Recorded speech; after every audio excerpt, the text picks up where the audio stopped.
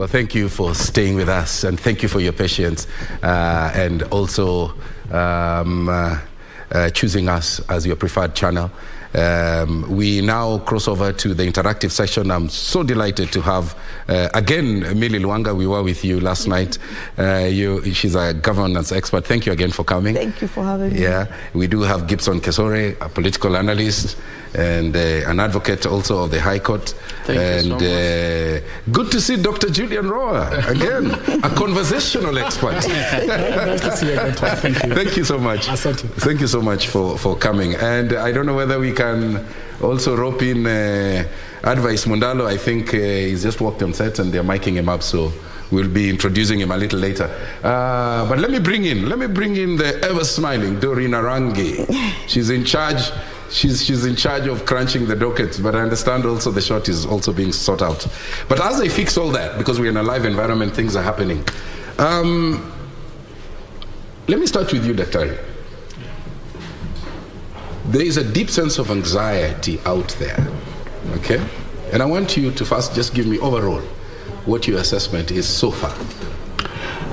Thank you, Tom. And first, thank you for having me.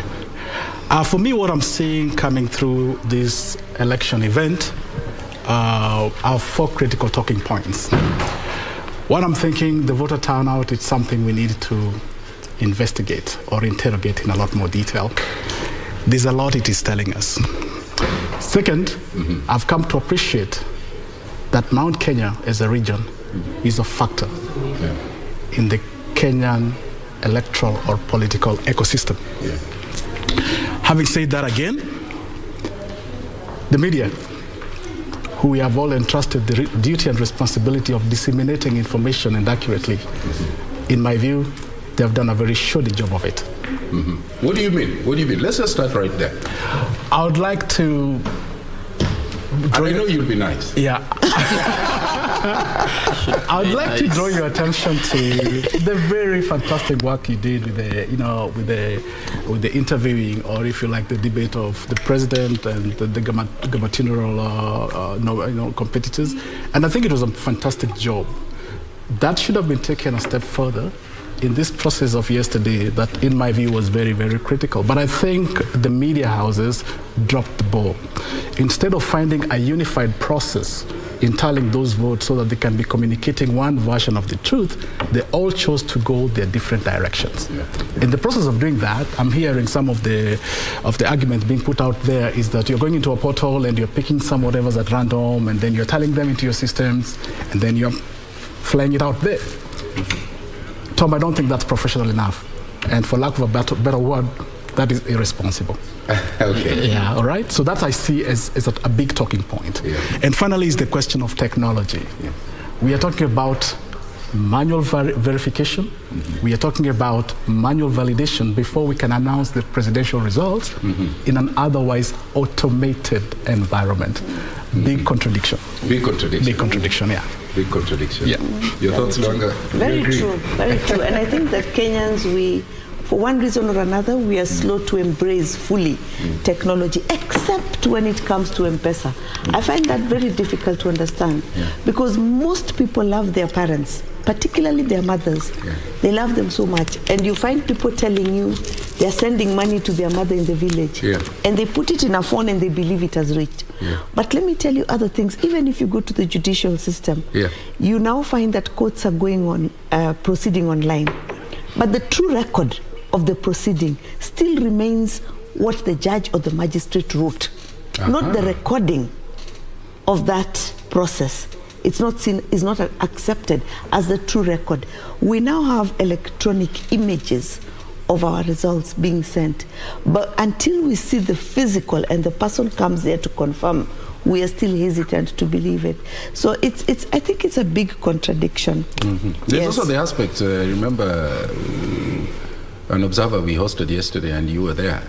He brought out the issue of you have to transition from a culture that you have been accustomed to over a long period of time into technology. It is true. So there is the question of how do you let go what has worked for you over the years?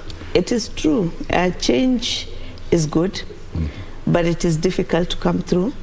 I am one of those people who have never changed my voting station since the first time I ever voted, because I have never been brave enough to believe that I'll find my data if I move it, you know. So just that example of why we are so slow to embrace change, you know, and you find it across many people. It takes time before you'll embrace it and before you begin to use it.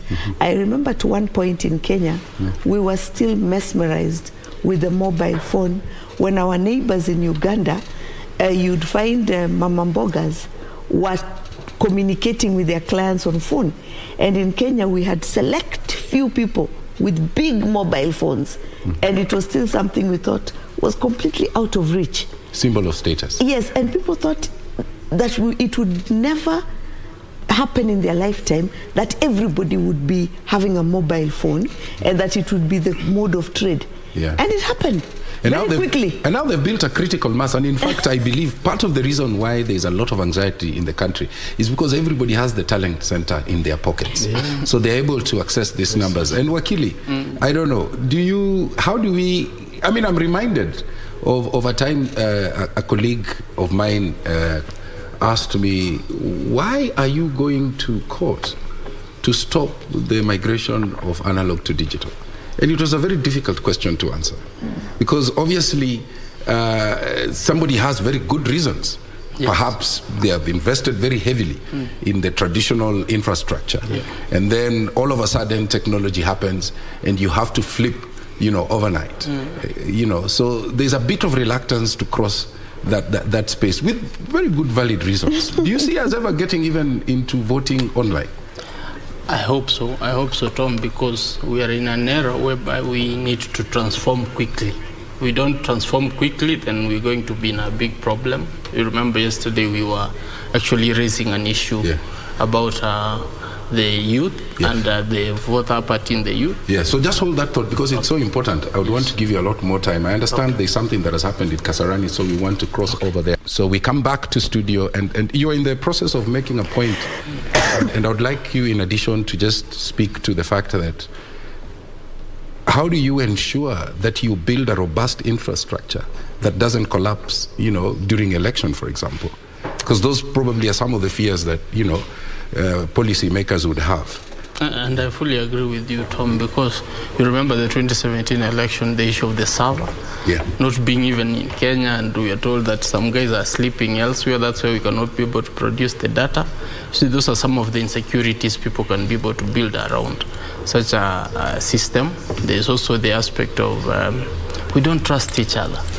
I can't trust Tom to be handling the server. Well, I know he's not my supporter. He comes from a region which does not support me.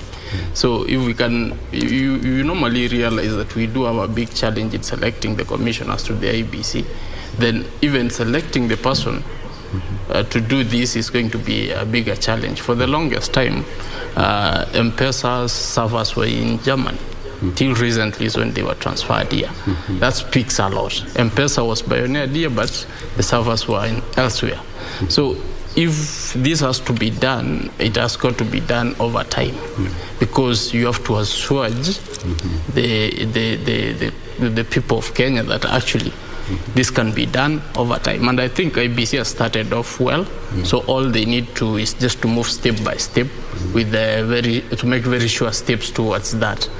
Though my biggest challenge also, as I was trying to say before we went for a break, is the aspect that there's an aspect, there's a feeling in me which, of course, is trying to tell me that, you know, we are leaving the youths behind. We are leaving the youths behind because they are already somewhere else, across in Canada, and we are left here. Because these systems are not working for them. That's why we are having this aspect of them not actually willing to vote. If this thing was, this election was to be done via the phone, I'm sure the turnout would have been way high. Would have been way high. If actually the registration process of becoming a voter in Kenya was also just you log into your phone and do it, we could be having a lot of youths. And that is the critical majority. Yeah. You remember we had a discussion about the intergenerational and intragenerational, the aspect of giving the baton to the next generation, I think we're dropping it somewhere and we're not going to help them. And these are the voters of tomorrow. And these are the voters we are going to have a situation whereby in 2027 we'll be having 30 million voters, but the people who will vote will only be 15 million or 16 million. Because if we will not have transition to something which is appealing, the critical mass will be the youth. There's that particular challenge where I'm seeing that we might end up having that big problem. So unless IBC, unless even the contestants themselves, they need to package their messaging to be appealing to the young people. And then, of course, the government must be very deliberate because everything starts and ends with the government. With the government, so those are some of the issues, I think, which we need to look at. Yeah, and I don't know, Doreen will shortly be telling us where we are with the Form 34 A's. I think 4 or 5 hours ago, we were slightly over 90%. But let me just take this question back to Daktari, because you raised it, the question of technology. We are almost hitting 100% as far as the Form 34 A's are concerned. And we know that the election will be lost or won at that stage. So it tells us, and the IEBC chair is telling us, hey, you know what? We have to manually wait for those results to be brought to us. And, you know, it's a good point, so that they can do their reconciliations. But then, against that background, we wave our fingers at the young people for not failing to register. And yet these are people who are domiciled in that space of technology. How do we navigate some of these things? How, you know, because Wakili says that technology is the future. It's the new currency. Okay? And in fact, there's a joke that is said that our forefathers fought so hard for us to get freedom. And that freedom, we have just lost it to our smartphones. So how do you speak to that? How do we bring that youthful demographic into the conversation? That's a very difficult question, Tom, but a very good question indeed. First, I'm thinking there's a conflict between generations. And you'll remember a week or so before yesterday, there was a dispute about whether we should have the manual register as part of this process. In what we would have thought we've already established an automated intervention. That tells you the conflict amongst ourselves. But not to beat ourselves very hard, there's so much to take away as gains or wins. The fact that today all these forms can be, or rather the information can be in a central portal almost on real time, for me that's a big step forward. You get me? And that's a very good beginning. The contradiction of the manual process notwithstanding. And I think this is unprecedented. Both if you compare it to the previous elections that we've heard, and even if you compare what we're doing now with the rest of Africa, I think we are way ahead. I'm very excited that a sitting member of parliament can concede defeat, not because it has been announced, but because he has gone into a central portal, done the tabulation himself, and just admitted without any further intervention from anybody that I have lost these elections. I think that's a beautiful place to be. We can only build from there. Now, having said that, the youth is a totally different proposition. And we can choose to look for shortcuts to address the issue there is, but I don't think that will help solve the problem. Personally, I'm beginning to see the collapse of the principle of representation as we know it. The youth are asking the question, what is in it for me? We are totally disconnected. And that is why you can see when new voters are being registered with a target of 6 million, you only end up with 2.5 million doing what? Signing in as voters.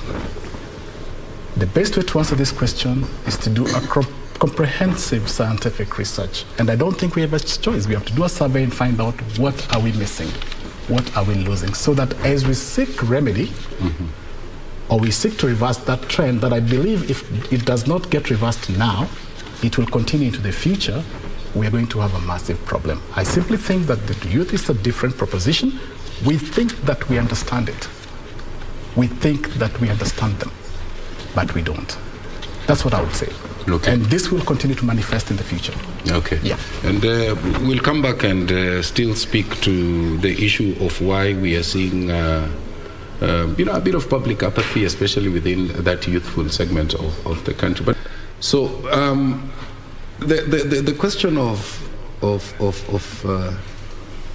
the youth, we have seen some youthful candidates, offer themselves as candidates in this election.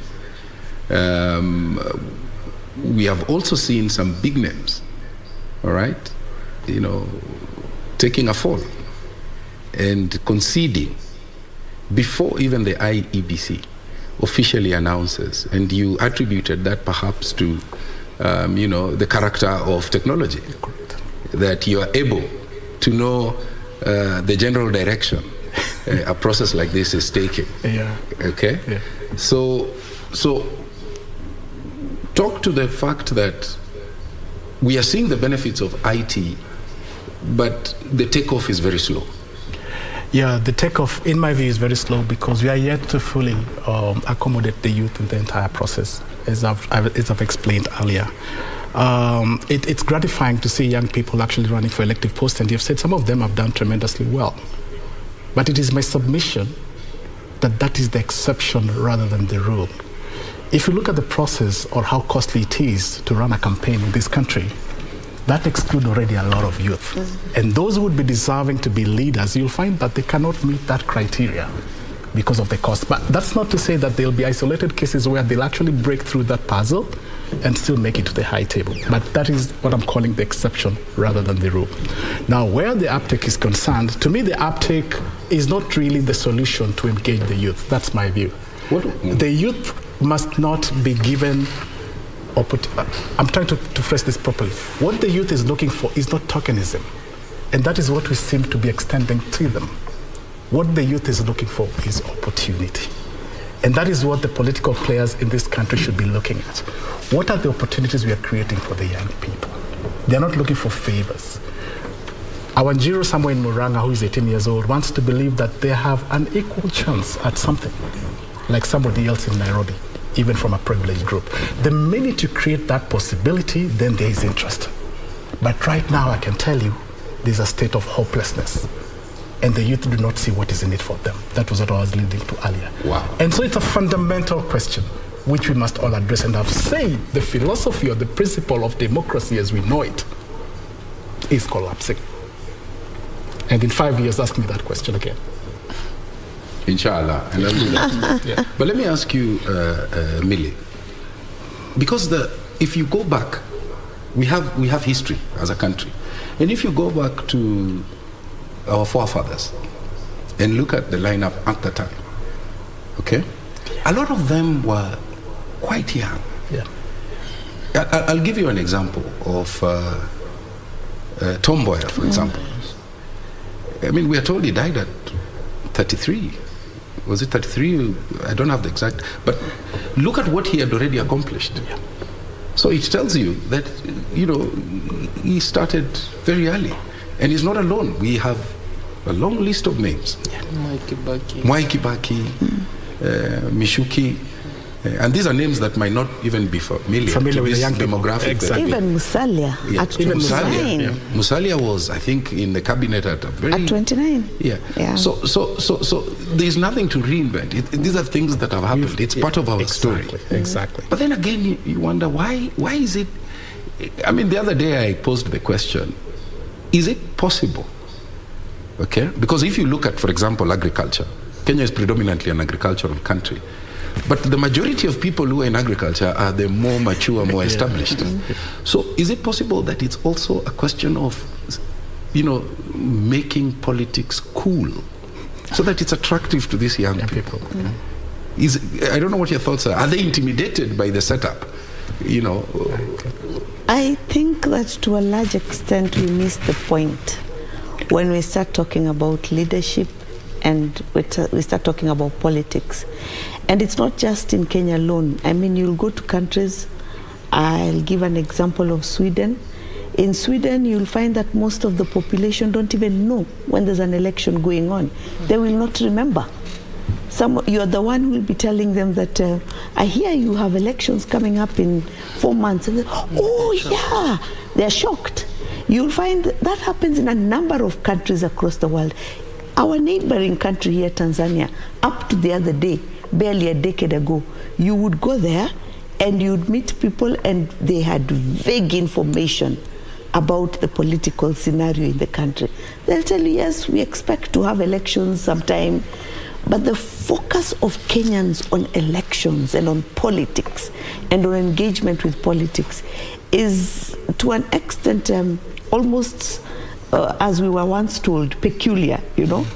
And it does not translate, interestingly enough, to when it comes to participating in politics. And it is not just in participating to become leaders, so to speak, or to become politicians by profession, but it is also even in participating in political discourse. We came up with a robust constitution that says that everything we do has got to have participation in it. And it was a joke after we had the coalition government and we had talked about what is consultation, when there was always discourse between the late President Mwai Kibaki and the Prime Minister Raila Odinga then, that he was not consulted. And this discussion as what is consultation led us to including participation as a key component of our engagement in our democratic governance and public life. But look at what we look at as participation. If you invite people to have a discourse about issues that are important to them, if you as a politician want to pick their minds as to what you think the political agenda needs to be for the country, people will not participate. They will not be interested. They will not come and listen. They may only come if there's a rally somewhere where you're likely to hurl insults at an opponent, and then there may be something to, you know, what do they call it? There's a there's, you know, catchphrases, you know. They want to trend. Yes, yeah, that you can trend, you know. Trendy. That you can easily tweet and people can follow, that you can reduce into something exciting and not something that is going to be of discourse. So I think it's a whole different thing. I also normally say, and it's a very, very minority view, that even this obsession we have with including different people, different demographics in our representation, it doesn't make sense to me. Yeah, it doesn't. It doesn't, because leadership is something that is inculcated in somebody by certain characteristics that they have. Not everybody can be a leader. Not all youth can be a leader. Not everybody is a leader. And not everybody can be that. And it doesn't necessarily mean that I have to have a woman or a man or a child or a person with disability in there for them to understand my issues. If my issues are addressed in a proper and systematic way, it is very, very true that there's benefit in having wider representation and wider people in there, but it is not the primary. But you see, we have really confused this conversation of leadership until now. It doesn't. It's a difficult conversation to have. It's a difficult one to have. Because look at even the 2/3 gender rule. Yeah. You come to a country where you're saying that your vote counts. Every single vote has to count.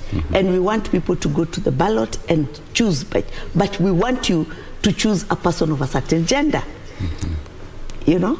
How do you marry the two? If you want to have that, then you must look at having a different kind of political system. Correct, yeah. You must have something like perhaps what you have in South Africa, where we select a party, and then we tell the party that make sure you give us people. So we know. You see, like there we are seeing maps now, and we know that this party is yellow. So we expect if this party is yellow, we anticipate that you'll give us a third of either gender. This side that is blue, we expect that you'll give us a third of either gender, but we give you the party, and then you do the math, you know. But you can't then talk about your free vote, each vote counting, and also want that vote to be directed as to how it needs to go. So we have really confused this conversation, and because of many factors. Wakili, that confusion, would it be part of the reason why we are seeing low voter turnout, a lot of voter apathy, that the youthful demographic is feeling, hey, you know what? We are not part of that conversation. It's a bit confusing for us. It's a bit schizophrenic. We don't see ourselves there. So why bother? What are you seeing? From my end, that's a very interesting discussion to have, equally as to what my other discussants have put across. I've just been wondering how rich this discussion can be. Mm-hmm. The youth, let me first speak on the aspect of the youth. The youth are a very interesting lot. I think at some point, we never anticipated to have such a robust youth who feel neglected. Once they feel neglected, they pull off. They just concentrate on things which I think appeal to their minds. So when you're telling them that you want to vote, and the same people who have been in office are the same people who are contributing to their employment, money being stolen left, right, and center in chunks, and nothing happens, then they're like, why do it? For what reason? Why should we even go vote for such people to go and steal? No, that is also one aspect. The other aspect is that these people, their agenda is not actually appealing to the youth, because they're not talking anything close to what it is that the youth are associating themselves with. You know what I find interesting? Yes. Is every time you hear, and I say this with tremendous respect to the leadership or politicians, it's a bit confusing the way Millie said, there's always, we are building for the youth. We are building for the youth. We are building for the youth. So what's the matrix that then guides that process of building for the youth? Building for the youth. Because you always hear that. You are the leaders of tomorrow. And this is where Tom was telling you we have dropped the ball. It's like, I don't know whether you have a son. You tell him, my son, I want to go build you a house in the village. The gentleman has grown in Nairobi, but you're telling me you're building your house in the village. Yeah. He will be looking at you like, okay, he might not say no because you are the father. It's like, go ahead, do your thing, but I'm not going to stay in that house. At the back of the mind, he'll be telling you, I'm not there.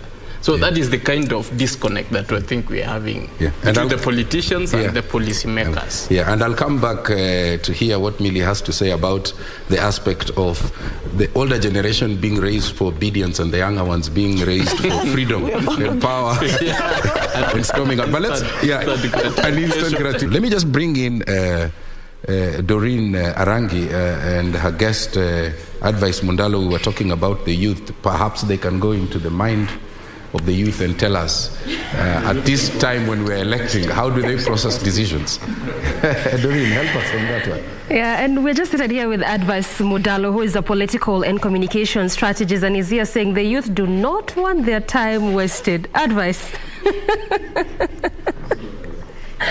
The youth want value for their time. That's what you say. Yeah, the youth want a lot of value for their time. The youth don't want their time wasted. The youth have so many things to do. They do not want fake promises, you say? They want real promises. But you see, on quite a serious note, when it comes to matters of voting, partly, actually, the youth are actually to blame for some of the issues. Because today, the literacy levels are very high. We cannot compare the youth today versus the youth like years back. So we cannot say that they are not aware of the reasons why they need to come out and vote.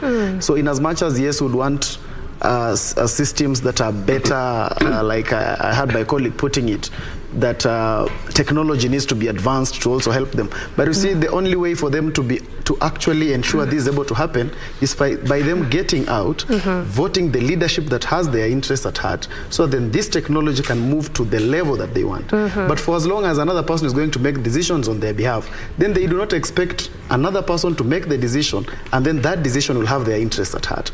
So I would want to move quite away from the trajectory of trying to sanitize the youth and make them look right in their inefficiency to just come out and vote, and want to really encourage that as young people, me being one of them, we should be able to really come out and take part in these democratic processes, because that is the only way we are going to actually have this transformation. But again, in another light also, most of the young people, we have actually a chunk who have the willingness. But most of the young people are the new job. They have new jobs. They are young people at work. The state of their salaries is not also very high. So when you look at the cost of transport even to vote, sometimes also a challenge. So like I've met several who were telling me, I'm voting in Busia. I'm in Nairobi. My voting cost is about 5,000 shillings. So, and this young person doesn't actually have this money. Of course, we're able to really encourage these people. But of course, that also was the challenge within this election. But be that as it may, it's important that we keep encouraging that young people must come out and actually just vote, so that we don't look for excuses for ourselves, and we also don't try to ensure that we are at a position that makes us look more sanitized. Okay, I hear you. And we'll be coming back to you, because I mean we need to exhaust this issue of youth, also knowing fully well that they just about 8.4 million out of 22.1 million, such a very small number, so to speak, but that's coming in later. And we're just back in studio to continue a pace with that conversation we had begun earlier and trying to explore the youth card in this election. We were talking about 8.4 million young people out of the 22.1 million registered voters. In fact, as it stands so far, we are talking about 61, about slightly around that, voter turnout in this particular election, very different from what you had in the 2017 election. So where is the disconnect? I'm still holding court with my guest. That is Advice Mudalo, who is a political and communication strategist. We also have Tom on the other side, who is still holding court with his guests there, but we shall be coordinating, with that. But before we get to Tom, let's just pick it up on that note, Advice. I mean, you talked about 8.4 million. This is 22.1 million voters. In fact, when we were doing the campaign season, politicians were really banking on the young population up until IEBC released that data and they realized, wait a minute, this could just be a problem if we bank on this young people. Where is the disconnect? Again, just as you respond to that, bearing in mind that young people have over time said that we want a seat in the table, yet they do not want to be part of that decision making. Where's the disconnect? Yeah, it is actually quite unfortunate that in a country with the biggest chunk of young people, it doesn't really occur to be the case during the registration of voters and the voter register with the IEBC. But then, I think the biggest problem is, apart from the reality that young people have also not been extremely aggressive, but there was also a sensitization problem at also the IEBC level during the time even of registering of the voters. We didn't see the drive be given the energy that it was given previously, even in previous elections. We didn't see those people really reaching out to ensure that these guys are able to actually vote. Two, we are also having a problem where young people have limited their knowledge, so that people do not really know to what extent the politics affects them. The narrative of it doesn't affect me has gone so much into them that some people feel it's unnecessary to even go register. It's unnecessary to vote, and it's unfortunate that we have made people believe that their vote doesn't count. The aspect of people also believing their vote will not count also contributes to actually young people feeling like, okay, it's not very necessary for me to even go out there and vote, because they would ask you, even if I vote, will my vote really count? So the issue is there should be a lot of work also from the IEBC in terms of just trying to ensure, and of course they can use this election to try and change that narrative by trying to ensure we believe in the electoral processes. The trust in the electoral process has continued to wither down the years. And that is a problem. That is what is affecting turnout. It is also affecting the motivation of young people to even actually come out and be part and parcel of the process. But be that as it may, we must also applaud those who have actually come out, because we have quite a number that even came out to even not just participate as voting, but we have those who came out to even be voted for. And in this election, significantly, we had a high number of young people who came out and they presented themselves to the people to actually say, here I am, and I can be able to take responsibility, and I can offer alternative leadership. I have a manifesto. I think I can be in this race. So many of them actually came out, and that actually must be applauded. Of course, not all of them made it to the ballot at the end of the day. But the reality that we are having young people today who think that they can actually lead is good enough.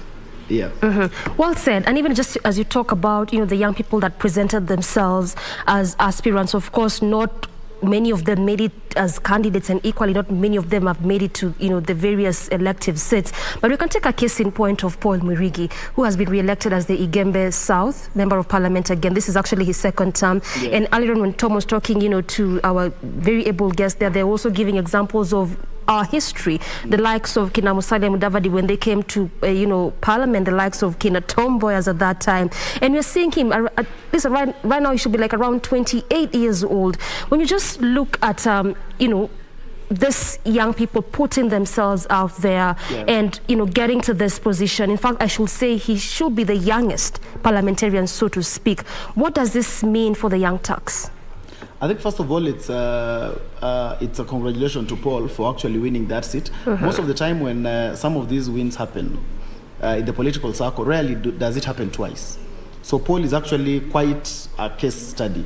Most of these stories where it's an extreme case of somebody who came from nowhere and won election, it just happens once. Like previously, again, there was the same case in Meru of, I lose his name, the former parliamentarian again who tried to now maybe get in for governor seat. So Paul is actually a classical example, and having made it to parliament a second time also proves about the capabilities of the young people, that it's possible that young people can be entrusted. Because in some places, the only reason why we are not having young people in these offices is because there is also a disbelief that you can really entrust the constituency, the county, the ward in the hands of a young person. But such case scenarios of young people who actually make it, like Babu Owino, who has also made it for a second term, overwhelmingly actually. And when you go to Embakasi East, you can be able to see that, yes, there is some work that he has actually been able to do. So some of these people actually are supposed to The latest one being the Feather Road there. Exactly. Some of these people are supposed to be the green light that young people actually have. That when you trust us, we can also be able to deliver. So maybe I would just add that the more the young people, like when you are given the responsibility as a young person, I always say, you should be able to know that you are working not just on that job you are given, but you are also representing millions of other young people. Because it is from your duty, it is from your service that another person will be able to believe that yes, we can actually elect this guy. Yes, this guy can also be entrusted with a parliamentary seat. Yes, this person can also be given this. So you represent so many people, including when you are given opportunity as CSs from the Zak Kinuthias and the Nadias who have been serving in the ministries as young people. It is important that they do a good job, because they do not just represent themselves, they represent millions of other young people.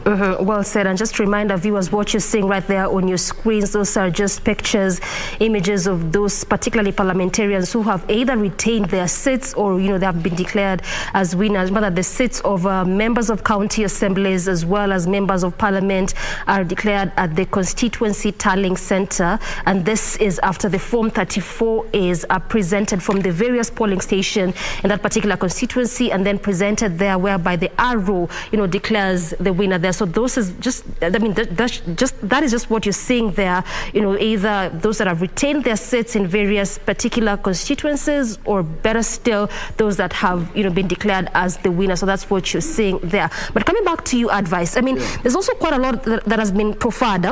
Yes. When you look at the young people being vulnerable and them not being trusted, because that's the point you're making there, that also if you are elected, make sure you can be trusted because you represent the larger majority. Just going by what we had in 2019 census data released in 2020 February, we are looking at young people, being at what, 35.7 out of 47 million Kenyans. Yeah. So clearly this is a big chunk and we represent a larger majority. But again, when you look at some of these issues being profiled, is that quite a number of them being said that they are vulnerable. When particularly look at election seasons, and reasons have been coined into that, either unemployment or high cost of living. Where does this place young people in terms of vulnerability, particularly during election seasons? It is actually true that the aspect of vulnerability is true in an election period. And sometimes when you are vulnerable, even your voice of reason goes down. Because yes, you want to really be on top of your head. You want to stand firm by your objectives. But again, you see, you have the day-to-day problems you are facing as a young person. So you're talking to a young person who has not eaten. Yeah? So how will this young person not pick handouts? It becomes tricky for young. So for us to also have independence of the thought and the mindset of the young people, there is need for them to have even independence in terms of can they afford their own lives in the first place. Because politicians are taking advantage of the fact that these young people have these day-to-day challenges that they have no remedies of. Because you have not, this young person has not paid rent.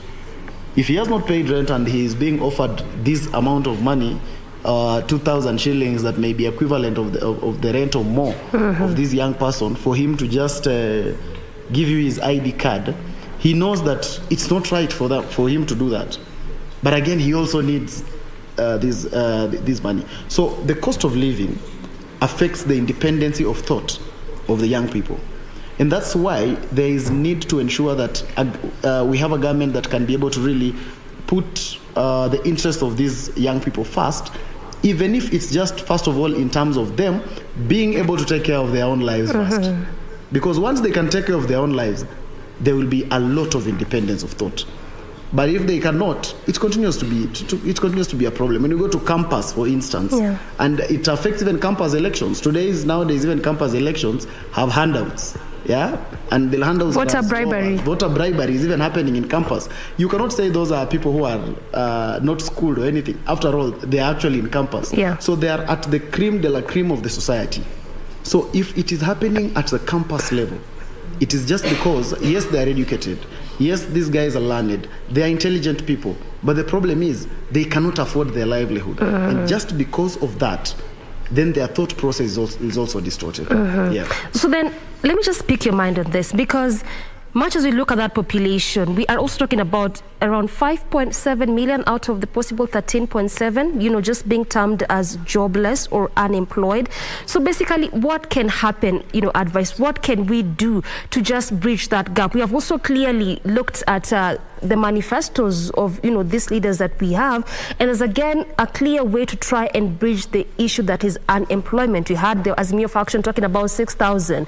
We had one side talking about giving, loans and grants to SMEs and see how that can be grown moving forward. But what more can be done to bridge that gap? Because again, when you look at some of these promises being put forth, they have always been there. One would say there's barely nothing new.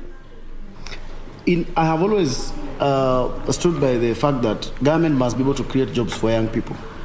The issues of telling the young people that they can go out there and create jobs for themselves, that they should become entrepreneurs and those kind of things. Some of these things we are pushing young people to are talent-based. Just because there is no job does not mean every young person will become a skilled businessman. Just because you have applied for a job and you didn't get it does not mean suddenly you are going to have a successful business selling sweets around Nairobi. Everyone has a different talent, because business is not supposed to be anchored on joblessness. We have young people who have the talent and skill to undertake business. What they need is an environment that is enabling for them to pursue that business. So business is not a substitute for joblessness. It is actually an industry on its own. So the first is that this country has always tried to tell young people that, no, you guys are supposed to be creative. And actually, young people who have gone to school are demonized for even going to school. That they have gone to school and they are not creative and they are not creating jobs. My question has always been, those people who are demonizing young people for not creating jobs are actually employed.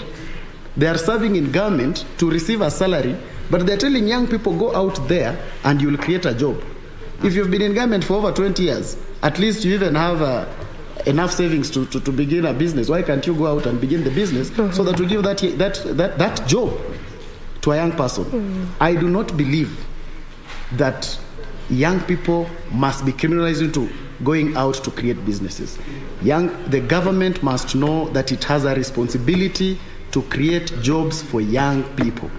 You cannot be able to take to the university, graduate 7,000 teachers, and then tell us you can only employ 500 teachers, and the rest of the 6,500 should go and open academies. It doesn't work like that. Let us be able to be in control of our resources. So yes, there is a problem of joblessness in the country, and it's very unfortunate, because this is actually what is pushing the youth towards the cliff. That's why you see some aspects of now, even crime are going up. And when you have an educated population, and then you don't have jobs, even those that go on crime perform very well because they are actually educated. So they will not go breaking people's doors or anything.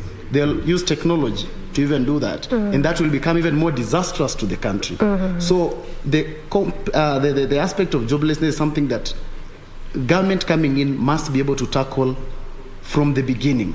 It's actually an emergency for this country. But the one fact that we must run away from is telling young people that they should go out there and create jobs for themselves. What is the percentage of jobs that actually succeed world over? World over. You look at the percentage, not just in Kenya, world over, not more than 20% of businesses succeed every year. And only about 10% of businesses make it beyond 7 years. That is the reality of business. But we are criminalizing young people and telling them go out there and start a business. In fact, and coming up with these motivational stories that I started something with 1,500 shillings. I started my kayak with just the first tire. Those stories, young people just need to be given jobs. All right. I mean, it's interesting to just hear you say, all that advice. And Tom, I can clearly see Millie there just giggling over what advice is saying here in respect to telling young people to go out there and look for jobs, start businesses, just become entrepreneurs. Millie, what would you have to say in respect to just what advice is saying here? Yeah, Mundalo has come. He's come out guns blazing, and, but there's a point he makes, and I agree with him. Although the question, and I would like us to now summarize. There's the question again of technology, the acreage, and the opportunities that exist, the jobs that can be made virtually. But let us now just summarize. And I know the reason we spent a lot of time on the youth is because we see a nexus between the voter apathy and that young population. But let me just read something and then you comment to it. And I don't know who wrote this. Bad officials are elected by good citizens who don't vote. Bad officials are elected by good citizens, including the youth who don't vote. So I just want, as we summarize this point on the youth so that we can also tackle other issues. Perhaps I may start with you, Dr. Bad officials are elected by good citizens who say, you know what, I will not register to vote. I will not turn up at the polling station because I have my own issues. I don't want to jump in the bandwagon that all of us do, classifying and demonizing those of us or those Kenyans who don't vote. People have different reasons why they may choose not to go to the booth. That's true. And cast their vote. I mean, when I was listening to the young guy, Mundalo, I'm very inspired. And you can see some of the things that he raises. If we remain insensitive to some of those issues that he has so passionately shared, why should he and the people in the youth category want to walk to a voting station and vote? It raises some fundamental questions that I think we need to interrogate. I am not persuaded that bad leaders go into power because good people have failed to vote. Because sometimes it's a question of what do you have out there to make a choice out of? And if there's none that really meets your expectations, as a man of integrity, what are you supposed to do? Are you supposed to elect the least of the worst of the two? The lesser evil. Yeah, the lesser evil. Those are the fundamental questions. Okay. And so I'm totally removed from this notion that if you don't vote, you have committed a serious crime. First, tell me who am I voting and why. Does that manifesto speak to me and my expectations as a citizen? That's where we should start. Okay. And there's also, and I like the way you have brought it out, there's also the issue of, yes, there's no shortage of people who can make extremely good leaders in this country, in the best sense of the word. But then again, if you go to the social media, you get a sense that there are people who are shy of presenting themselves to these positions. But they're brilliant keyboard warriors, and they're making a lot of noise on the social platform, but nobody is presenting himself for a position of leadership. So what do we end up with? A certain cluster, okay? People who are popular. Precisely. All right? People who are trending, and so on and so forth. So, I don't know. The same question to you. Bad officials are elected by good citizens, including the youth who don't vote. Very true. And I think that one of the things that we've heard said by the youth over and over again is, and before I go to that, you know, we were brought up to be very, very polite and to be people who do not anticipate that people will acknowledge us. But we are very appreciative when people do acknowledge us. Now, we have brought up our children to expect you to recognize them. You know, they are very, very aware of their space. Oh, so the validation. Yes, they are very aware of their space, and everything they do. Yeah. We say these entitled young people. You know, everything they do, they must see why it would benefit them, and that's the question that they normally ask. Yeah. And we even had it being asked today, that why would I vote? How will it benefit me? So we have brought up these people who are very entitled, and we are not showing them the importance or the relationship of their existence and their growth with the leadership that we have. Because what we have in Kenya in particular, not outside even these borders, not even if you go to Tanzania or Uganda, but in Kenya, the leadership we have is a job. So when you're enticing somebody to get into a job, it must be a job that they can fit into, you know? Not everybody wants to be a doctor. I remember a young man I talked to once, and we all thought he was brilliant and that he should be a doctor. And he said, you want me to sit in a room, in a small room with somebody, and then they start telling me their child's nose is running? That's what you want me to do, you know? They thought it was not something that excited them. It's a calling, you know? So if you want to get people into the job that we have made leadership to be, because it's all about how much money they'll earn, what the perks are, what you get out of leadership. It's not about how you're going to transform lives, how you're going to put policies in place, how you're going to put things that will outlive you, how your name will be stated for generations. Why is it that today, when you go across the country and you say the name Agwins Kodek, everybody will want to know who is Agwins, and there's a story behind it. Why is it that when you say the name Mboya or JM Karaoke, that somebody is going to ask you, who are these? Harithuku. Why is it that people will have, you know, those were leaders. But now what we have is a job. So you can't get everybody. We can't all be teachers. We can't all be nurses. Yeah, because you must excite somebody into getting into that job for them to do it. And especially these entitled young people who feel, if it's not for me, it's not for me. It's not for me. Yeah, let me get what is for me, because I know there is something out there for me. Okay. I am not you, and I have my space. And I have my space. Yes. Let me bring in Wakili. She has mentioned some names. Okay? Yes.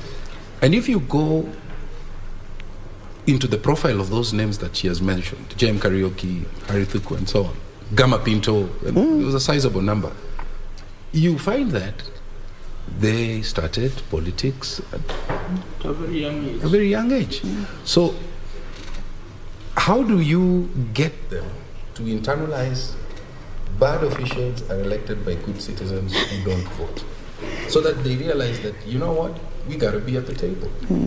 Yeah, we have to be part of policy formulation. We have to be part of, you know, to brighten our future. Yes. You know, so that as a result of that, we start seeing a spike in, you know, or we start seeing a reduction in voter apathy. I think for me, Tom, I think there's a big disconnect. We were in a very conservative constitution for the longest time. While we were trying to champion the change in this particular country, we ended up enacting a constitution which was very robust. ideas which we are struggling and grappling with. In the process of trying to stabilize around these things, we forgot about our youth. And now we are realizing, these fellas are here. These fellas are here. Now they have beards. Yes, they have beards. They're supposed to be voting, and or actually they have voters cards, but we don't know anything else to communicate to them. It's like you went away, came back, your kid is old. He grew up with you not being there.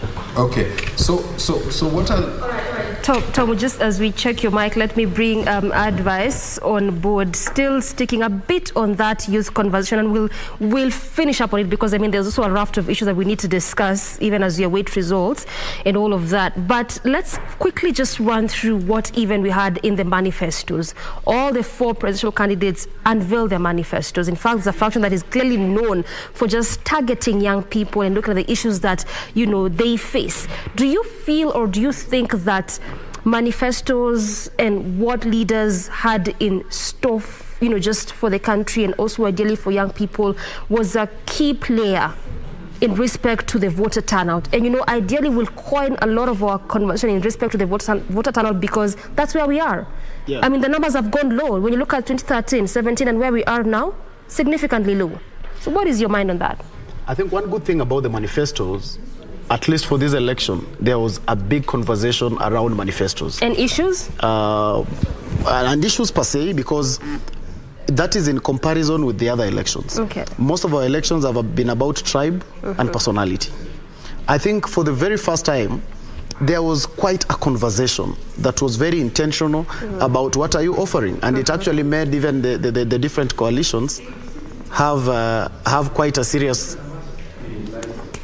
Yeah, just keep on. The different coalitions have had quite a significant focus on the manifestos, because there was a demand by everybody in the country that what are you offering? That has been extremely different from the rest of the elections that we've had. So that was a positive. Okay. But now, in terms of how it actually affected the voting pattern, is a bit wanting, because again, you look at one side of the politics, and the Hustler Nation really spoke to young people and made them their target. But there was no specificity in terms of what were they actually offering. It was just about lumping them and saying, you are our target, and that's all. Yeah. When you look at the Azimio coalition, there is significantly the promises for the youth, a youth ministry, a youth council. There would be a better environment for them to do business, free education, which was quite a target for the young people. But I feel they did not necessarily go out there to vote specifically for these items. The manifestos were good. People wanted to talk about them. People wanted to know what you are actually offering them. But most of it was not actually changing their mind. It was just about, we want to know what it is so that we can reaffirm that we are in the right coalition, or so that we can reaffirm that we are supporting the right candidate. It did not have a lot of tilt in terms of really the numbers and how they actually get out to vote. But again, most of these promises have been promised to the youth. The implementation is what matters most. Yeah? One of the biggest problems we have is because the youth is treated as a minority, yet we are the majority. Until the youth come out and crack their space, we shall continue being the minority. Actually, it's always said women, youth, and people with disabilities. Yeah. Yeah? It is women, youth, and people, like, those are actually the minority. Those are the people who need a lot of help. The youth should be able to understand that they should not be in that category. Because if you form the majority of the country, then you cannot be segmented as a minority. Okay. Today, this country, even the aspect of the youth matters are dealt by a department in government. It's a department somewhere in government. You wouldn't know who is in charge of it and something like that. But the chunk of the problem is because we have not been able to claim our space as young people. One, by being competent enough as well. Yes, we have not been given a lot of opportunity as well. But the little that we get, we should be able to really go out. One of the panelists referred to the youth as an entitled generation. Yeah? And that is actually what sometimes we have actually presented ourselves to be. And you can see how the perception out there is that the youth are this chunk of human beings who are entitled people, who think that they deserve slightly more than what they should get, which is a very wrong thing for us to be selling out there. So as young people, we must first of all sell ourselves competently to our elders, so that they would have a different description for us. Okay, I hear you. Instead of, because you see, you can imagine if you walked into, the first thing you're walking into the office of someone, and once they look at you, you are an entitled person. So just by the virtue that you're a young person. By the virtue that you're a young person. And not because the person judging you is wrong, but because most of us as young people, when we are given the opportunity, we have actually expressed that. So we must do a lot of work to redo our PR mechanism so that we are judged right first. So that when we walk somewhere, let us be judged by our competence, by our education, and so forth. Because again, one of the biggest problems, we go to school, and some of us do not want a growth trajectory. We get out of the university the other day, but 2 years later, we want to be able to build a house, buy a car, and have all, like, we want to be so microwave. Yeah, when we were told we should take care of some process, like this is where you start from. When you come to KBC, you start at being an intern. Then after you become an intern, you will be a reporter someday, you will become an anchor someday. Most of the youth want to come from the university, you walk into KBC, and you want to be on set anchoring news the following day. So that is also what actually makes us be called an entitled generation. So these are some of the problems that we must be able to correct so that we can be judged right, so that we move in the right direction. Okay, I hear you. And Tom, just before I come to you, and I'll give again Millie a chance to rebuttal, because I can clearly see her smile just in respect to what Advice is saying here. But you've mentioned something very important, and I just want to again pick your mind very quickly on that one. Talking about, you know, voting on issue lines versus tribal lines. In your perspective, do you think we can ever move past that line, whereby we just totally move from voting on tribal lines, sub-tribes, and move to issues? Why I ask that is because when you look particularly at the Mount Kenya voter basket, we were saying that this is the largest voter basket. But when you compare that to the voter turnout, there's been a bit of disconnect. And a lot has been said of the fact that when you look at the 202 elections, we had Mwai Kibaki, the former president, with Uhuru Kenyatta vying on that seat. Coming to 2007, equally had Mwai Kibaki on the same, vying for that particular seat. Fast forward 2013, we had President Uhuru Kenyatta and the same on 2017. So there's been a lot of conversation with respect to the fact that when you look at this election, we don't have a main front runner from that area. And this is largely what has informed the slightly low voter turnout compared to the number of registered voters in that area. So can we ever move past just, this is my man from my tribe or from my sub-tribe, so this is where I'm voting, and move away from that and come to issues? Can that ever happen? Yes, it will happen. It will happen, but that will also not be able to decipher the reality that when you have a presidential candidate from your area, definitely people will always come out slightly more. I think it is just a political reality, and it has nothing to do with maybe people not wanting issues or anything like that. Yeah. Because trust me, if you are vying, everyone in your family would wake up. Even if they were sure you'll lose, they would wake up to just go and be able to support. So the Mount Kenya case is not an excluded case, because yes, they did not have a presidential candidate. It is only obvious that expectation was that their turnout would not be very high as compared to when they are actually going for one of their own. But again, in terms of voting in the issues, and why I say a time will come when this country will purely vote on issues, is because look at the current political setup. And I've said the difference between this election and the other election is that the conversation on issues has been at high stake. Everyone had to launch their manifesto. Everyone had to explain their manifesto, which was not a reality way before. You look at even the way the voting has actually occurred around the country, and there is a place in Baringo, which is in Rift Valley, where Raila Odinga was leading in that near. And there is also a place in Migori where William Ruto was actually ahead.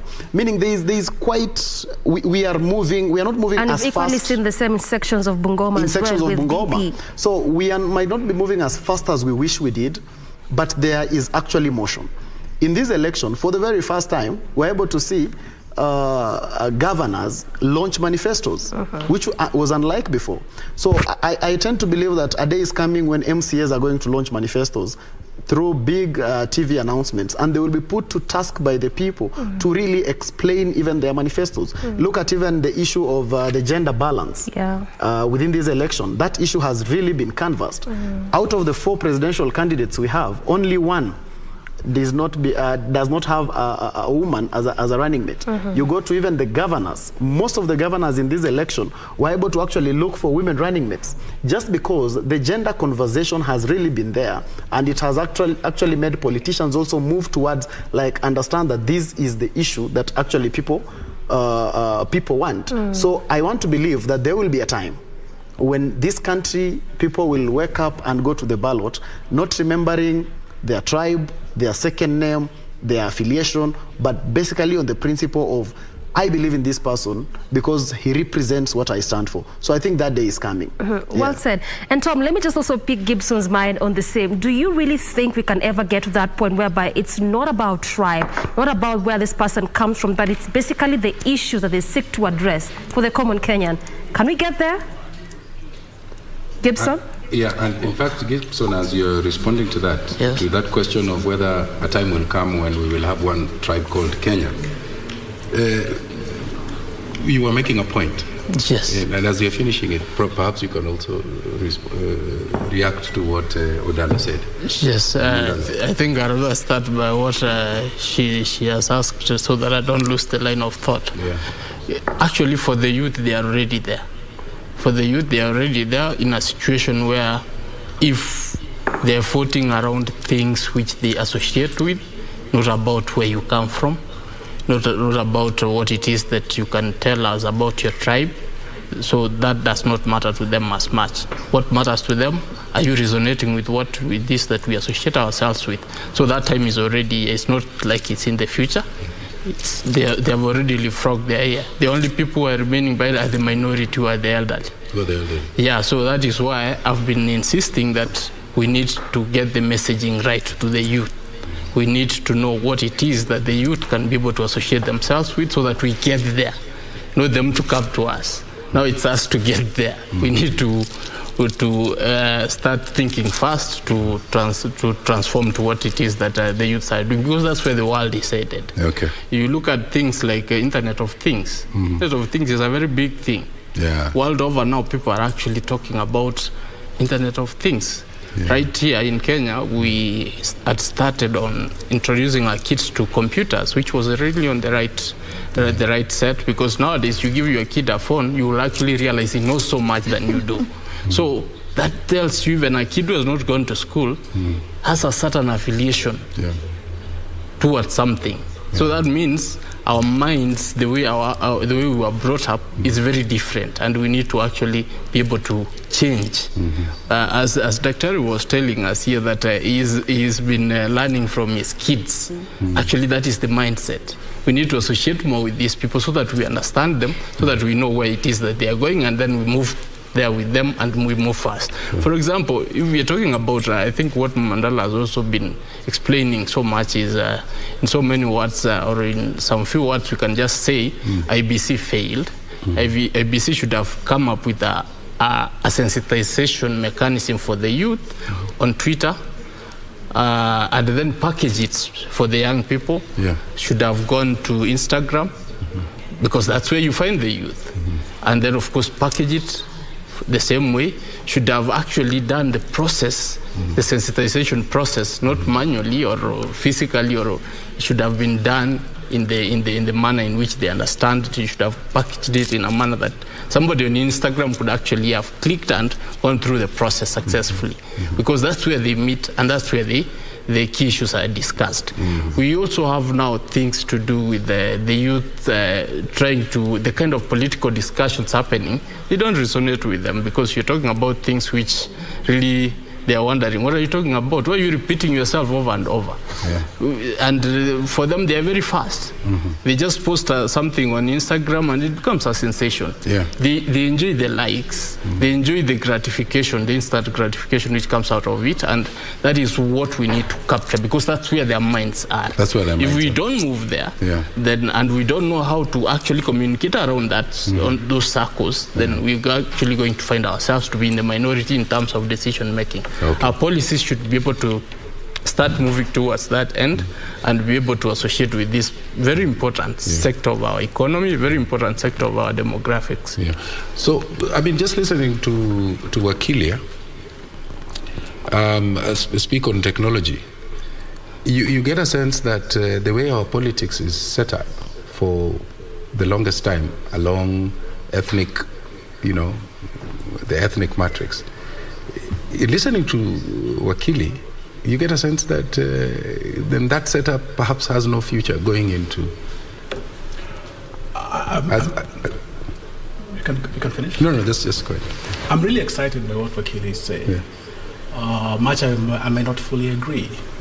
It depends with what section of the Kenyan population you are making reference to.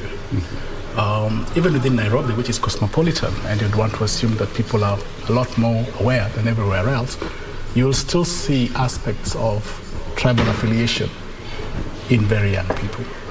Now, if you go back to the countryside, where people are predominantly homogeneous, then you'll find that that problem is a lot more profound.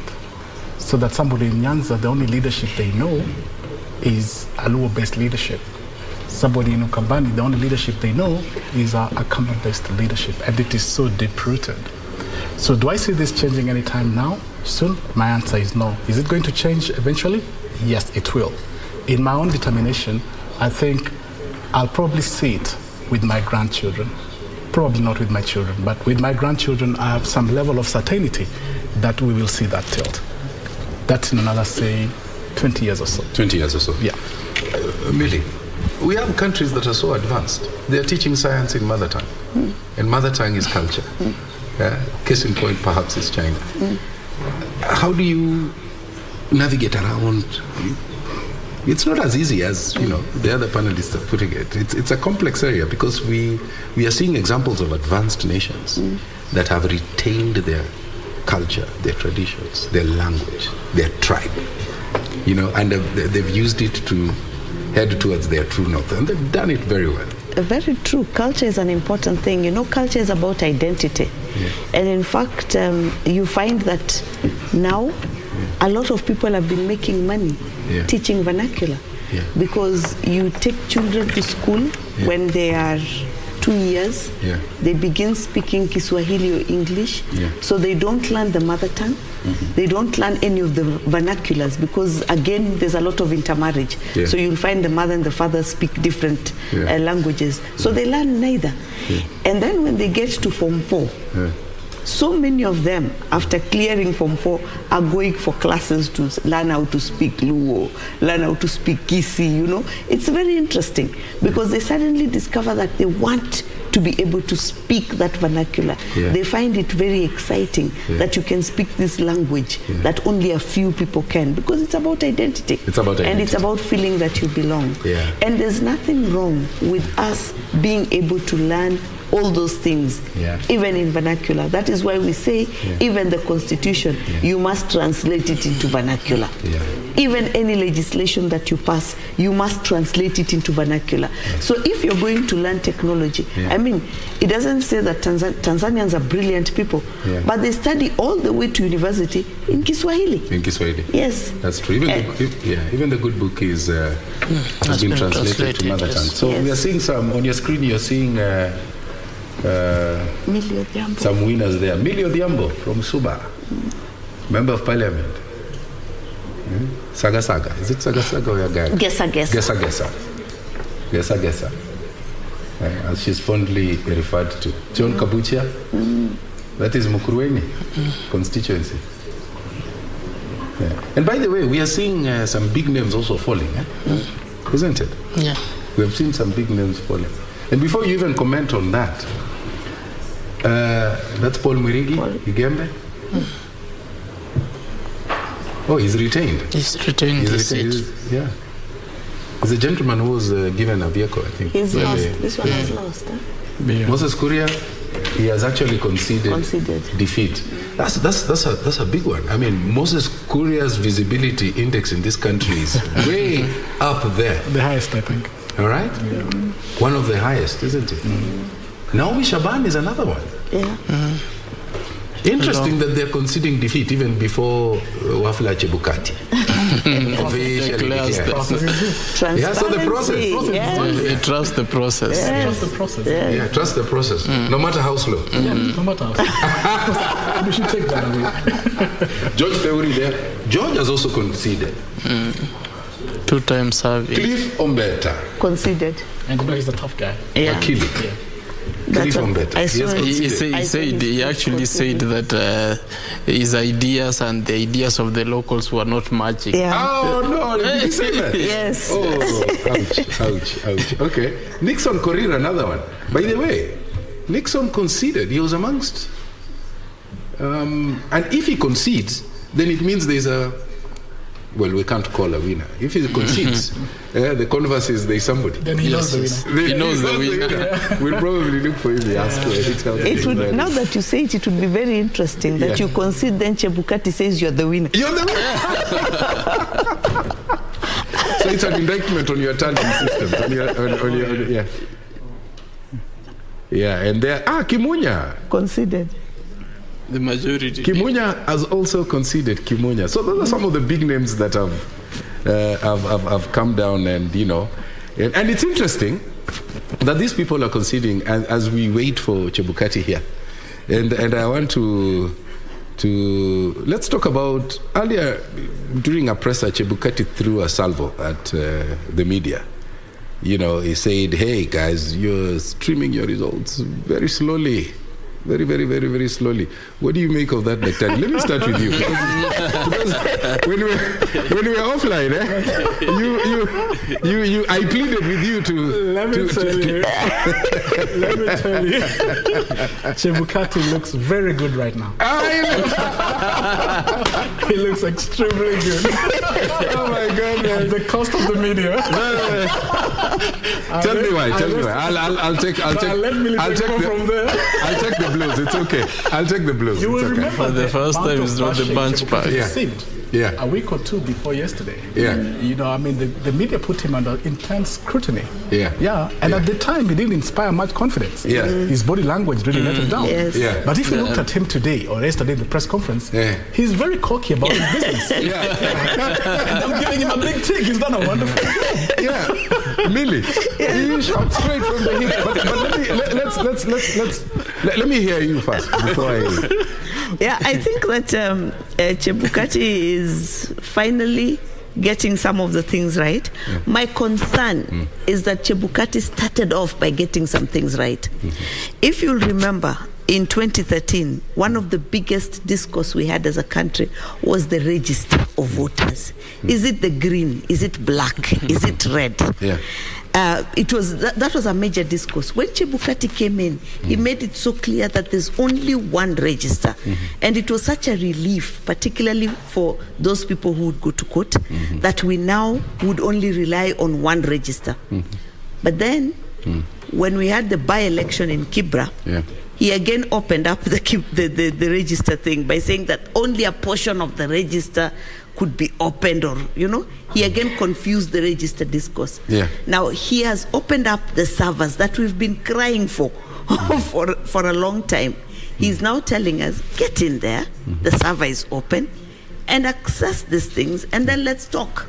So it's a good thing. It's a major plus. It's a major plus. It's a major plus for him. And I hope, because his term ends in a couple of months, I think by beginning in 6 or so months, his term will be ending. I hope he ends with that high. On that high note. He ends with that high. Okay. Millie, you're a governance expert, but you're also a lawyer. So let me frame this question differently. Is there a media house that can win an award for being first to tabulate the wrong result? I think it would be very reckless to do that. You see, the last time, and I said it, I think even yesterday when we were talking, I said the last time we did this was in 2007. And 2007 does not bring good memories in Kenya. Certainly, yes. Because we were showing these results, then there were poses, and we've seen the memes going around now, people remembering what happened, the lights going off, the figures changing suddenly, and all this unclarity. So I think it is prudent to try and be as careful as possible, because there are different strategies that different media houses are applying to access those results. We know that those results are not, it's not like you're dealing with a constituency only, you know, or something. That's one of the things. Yeah. So let me. Here I understand we have a problem with your mic. Let me. I don't know whether I can bring in Wakili, if that's okay, my director. If I can bring in Wakili to just speak to the issue of, you see, in the newsroom there's a cardinal principle of, you know, there's a huge responsibility that we have of not misinforming. Yes. So it's sometimes a question of balancing between speed, the first to break the news, and accuracy on the other side. So why would we want to rush? Because there's a lot of anxiety out there. Many Kenyans tumepigwa sana kwa social media. You've been on the receiving end. So why would we want to rush, you know, and then end up apologizing later? I'd rather you not do that. You just do that which you trust is the right thing. But out here, you know, we have to say what is out here. The expectations of the people is we are living in a generation of instant gratification. The tempers are high, the emotions are high. You see numbers on the other side tilting towards some side. People expect you to be doing the same or giving a different option, then it's not coming. You know, those are some of the expectations. Those are expected things. So Kenyans are anxious. They are very anxious. Very anxious. They want to know now Yes. that what has my candidate got. But exactly. Let me ask you. You remember the presidential debate, and I know that Dr. will weigh in on that one. Yes. There was convergence. Yes. Okay. Maybe that would have been an opportunity also to stretch it a bit. Yeah. Yes, And also have convergence on the. I don't know. Maybe the MCK said something. That could have been in that the best regard. option, yes. Yeah, but it would have been good if we had. But you see, so what that means then is that different media houses have different tallying centers and are at different polling stations at different times. Yes. So then it basically means that sometimes it's a bit like a marathon race, that the Kenyan goes ahead and then the Ethiopian goes ahead, the Kenyan falls back, but ultimately the Kenyan goes for the gold medal. Yes. I don't know, maybe I sound biased there, but I think what my concept around that could have been, you see the way you guys did, you agreed between stations, which presenter from which station does the interview. Yeah. So the part of the tallying, you could have also come up with your own people joint team to do the tallying, and then the reporting is reported by each station that this is what we have arrived at. Okay. So that now it's only Chepkati on the other side to give a different story, or you try to match the story of Chepkati and what it is that you have. So it could have reduced confusion. Because now people are saying, if you want to see your candidate winning, switch to a certain station. Yeah. And if you want the other candidate to lose, go to the other station. And that is causing a lot of confusion, and it's bringing a lot of more confusion than what is expected. Yeah, and of course, right now we are in a situation where, you know, you tune into this particular station and you see your candidate leading, and you say lock this there. Is the right one. You lock there. Yes. But I'm told those are some of the dangers. When you see something that's so aligned, you need to run out of there. Exactly, and that's the fear. I think it would have been a brilliant idea. As Daktari had floated earlier, if media did that, then you would have your own analysis style. Because there are different media houses that would want to focus on different aspects of what those results represent. That's true. But the results would be the same, you know. The reading of it beyond that would be different depending on what you want to focus on.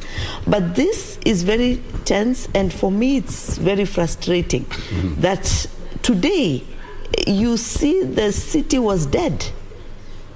And I really hope we can get to a place where Kenyans vote and go back to work like they didn't vote. Like they didn't. You know, okay. Life goes on immediately. The economy is moving on.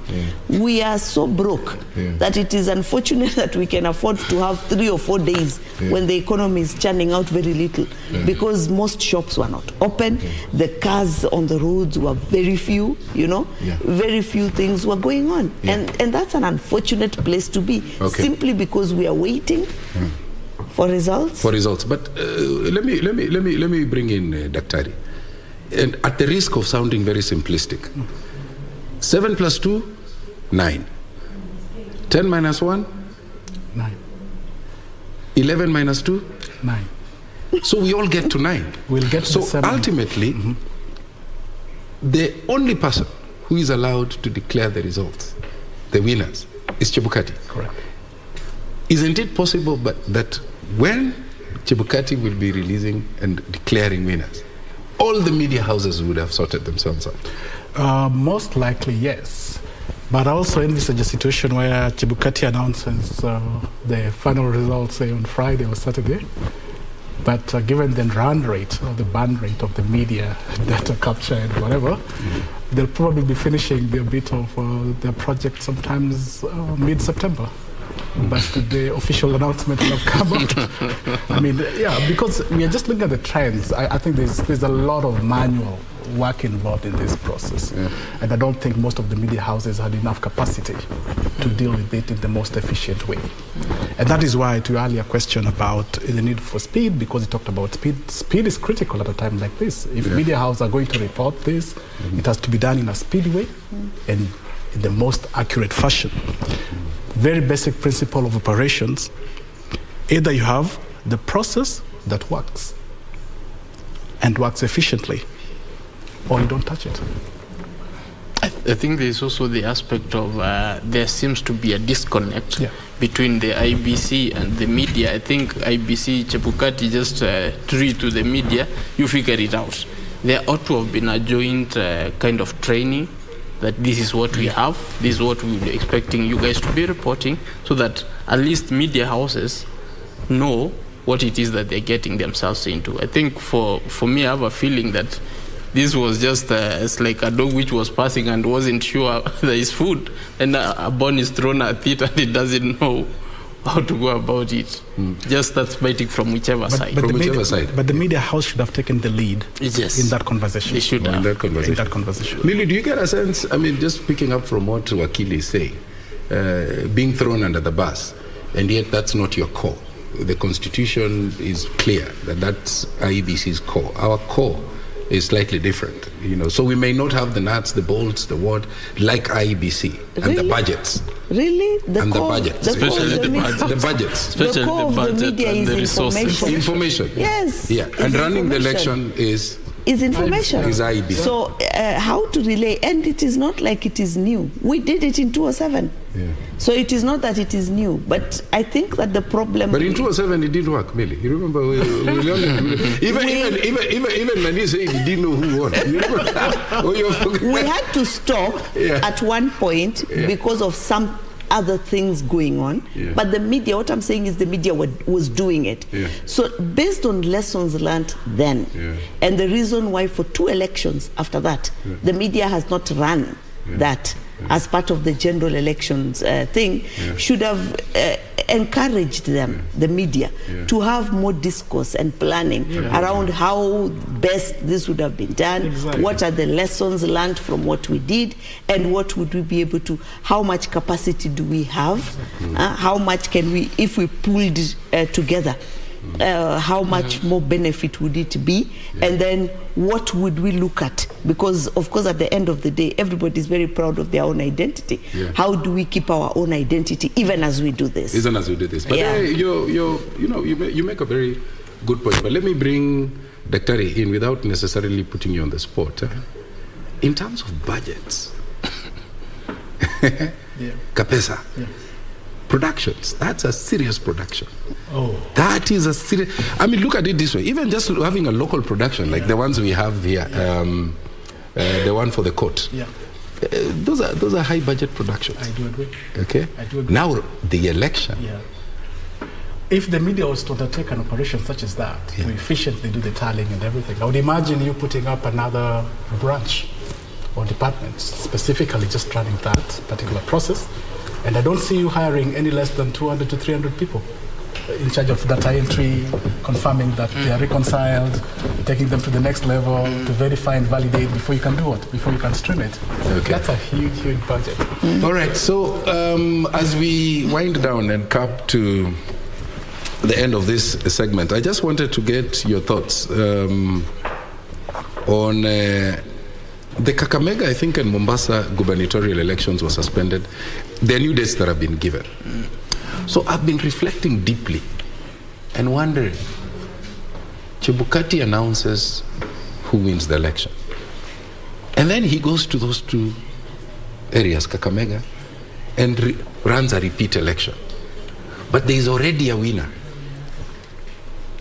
How will that affect those repeat elections? The fact that we will have a winner announced, all right? And you know the psyche of the voter. So who do I align with? They tend to gravitate to, you know, the strong bull, you know, in a manner of speech. So do you think, and let me start with you, Wakili. I think do you think it will affect? It will it disadvantage, you know, it will affect first the turnout, it will affect the morale of the voter, it will affect everything. Because going again back to an election after doing an election, that thought itself is already disgruntling, because you want to do one thing and forget about it.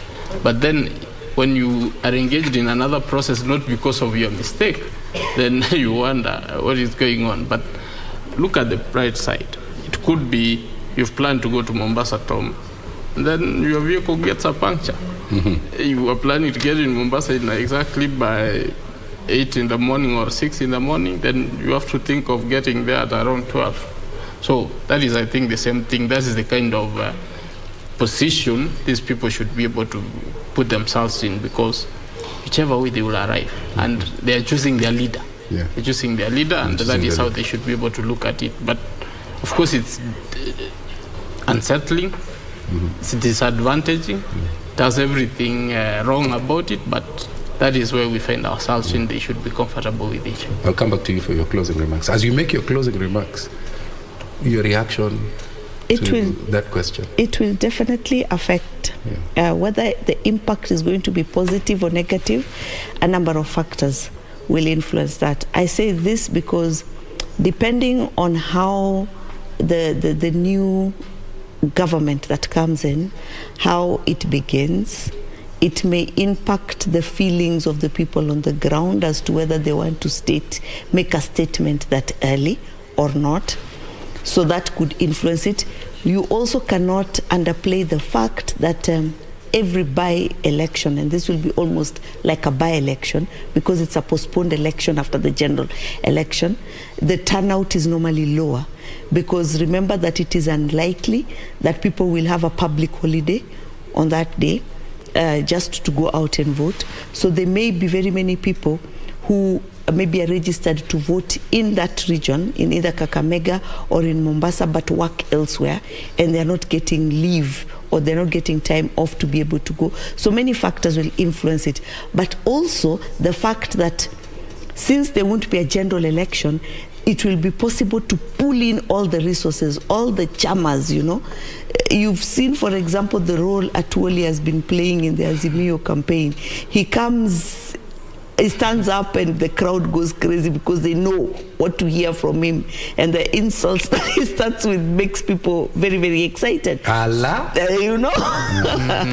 And then Shenzi, everything is Shenzi style, you know? And you may have an opportunity to pull in fellow colleagues who may otherwise not have been able to participate in your election. So a lot of factors would come into play. You can't call it either one way or the other. There may be opportunity for if, for example, it's UDA or it's Azimio, to put in all their resources to ensure that they get those two on their side. It may give them that opportunity. Okay, and she brings out the fact that the climate, the voting climate will be different. What do you see, Daktari, as the dynamics? Yeah, that's a variable. The voting climate may be different, but you cannot say with certainty that that change would affect by way of favoring or not favoring a certain formation. You cannot argue that with certainty. I'll just then be left to think, if you've done your homework and you've done your homework well, it does not matter when you do your exams. You should still be able to pass your exams. It reminds me of, when you watch football, and I like using football analogies a lot. So this striker is just about to score, and then he's fouled by the defender, and then we all cry, oh, if he wasn't fouled, that would have gone in. But I've also argued that there's no certainty in that. Maybe Maguire would have stopped him and kicked the ball in front, and the opposition would have scored on the other side. So these are the what do you call it? These are the uncertainties on some of the things that we do. And so I wouldn't hold Chebukati too responsible or putting too much blame on him on this particular one. If you're prepared, you're prepared. If the election is coming a week later, you should win just like you would have won a week earlier. And the results will be coming as your parting shot. Exactly. What do you project? By when should we know who the president-elect is, for example? I suspect by Sunday. I don't see this running over to next week. I think that will be taking it a bit too far. By Sunday? Yeah, I think by Sunday. Today is when? Today is Thursday. We are Thursday morning. Thursday. Yeah. Today is Thursday. So Friday, Saturday, Sunday. Yeah. So 3 days. Yeah. How about you? As we conclude. Saturday, so that they can get out of our schools. They want the kids back in school. Wakili? I still go also by Saturday because I will want the kids back in school. Yeah. And of course, again, about the point which we were talking about, just to finish on, is the aspect that this does not only happen to Chebukati and IBC. This happens all over. You saw in the US, it happened the same thing. Georgia had to, especially the senatorial, had to be called later because of some other things which happened. So it happens even in very mature democracies. It's not only in Kenya. So it's something which I think we need to be willing to accommodate because it's not something which cannot happen. Yes. But I think the election, broadly speaking, has gone fairly well. It has. That one we have to give thumbs up. The transparency. That is true. There are our results. That's our portal. You can log in and look at the numbers. Then let's compare notes. Yes, and then people have to withdraw and say, "Now, I think this one." I'm finished. Let the opponent who has won or who is leading. Actually, they're not saying who has won. The one who is leading, let him quit. Let him go. Even to a small level, to a limited level, the consultation with the aspirants beforehand, they engage them quite a bit. Exactly. Yes. The stakeholder engagement. Yes. And you get a sense that even the country, seeing people conceding before the official results tells us something. Weird. It tells us something about the faith that they have in the process. As lawyers, we are very unhappy. Because of petitions. Yeah, exactly. It's not a good trend we are seeing. We have to admit.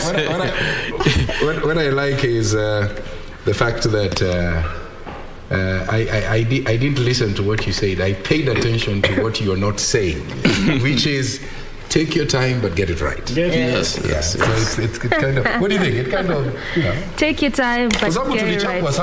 Social media. And actually, that's why I'm here. I really just want to sort of bring an understanding to Kenyans with what is happening. IBC has opened, given a leeway for any Kenyan. That's why actually when you go to the portal, even that common Kenyan, you can go there and check the results by yourself. Yes. The tallying is open, and you see that's why they're saying at the end of the day, when it comes to announcing, it is back to them. But this is the analogy. See, when the results are coming in, the Form 34 is to be specific. It is a selective process. So take a case in point. For instance, I have oranges, mangoes, and bananas. We are Doreen, Tom, and Gibson, for example. Then we say, I will pick an orange first. You pick a banana. Then Gibson picks a mango. Then again, in the second round, I say, I'll pick a mango. Then you pick, a banana. Then Gibson picks, say, a pineapple. By the time we are done picking, all of us will be having mangoes, pineapples, and oranges. I like that. By the time we're done, mangoes, and apples, and oranges. I like that. By the time we're done, I will say the two Achilles now declare who has more mangoes. And by the way, yeah, that's an analogy. Yeah, I like it. Yeah, so I just want to tell Kenyans that do not really go to the socials and you're trying to wonder why are different media houses having different results. Don't start to think that perhaps there's a certain form of inclination. It's all in the selective process. And again, remember, even when you do that, there's also that bit of verification. Exactly. And this largely depends also, first of all, on speed and then personnel. We're talking about human resource. So which one can be able to marshal the numbers to ensure that this verification process is done very quickly. So again, also that's what informs, you know, why you're having media X having this number of results, media Y having this, media Z having this. So there's a process to this. So don't be dismayed and wonder, okay, what is happening? Why don't they make sense? That is the whole idea. There's no black sheep in the media industry. All are right at the end of the day. When she was talking about the banana, you reminded me of the referendum. That's a good place to leave. I want to thank you all for this is national duty. Yes. Millie Lwanga, governance expert, Dr. Julian, Rowan, conversational expert, and Gibson, Gisore, political analyst, and the other guest has left. Advice Mudalo. Yes. Is a political and communication strategist. Yeah. Thank you so much. Thank you to my co-anchor here, Doreen Arange. I can't say another. We want to thank you so much.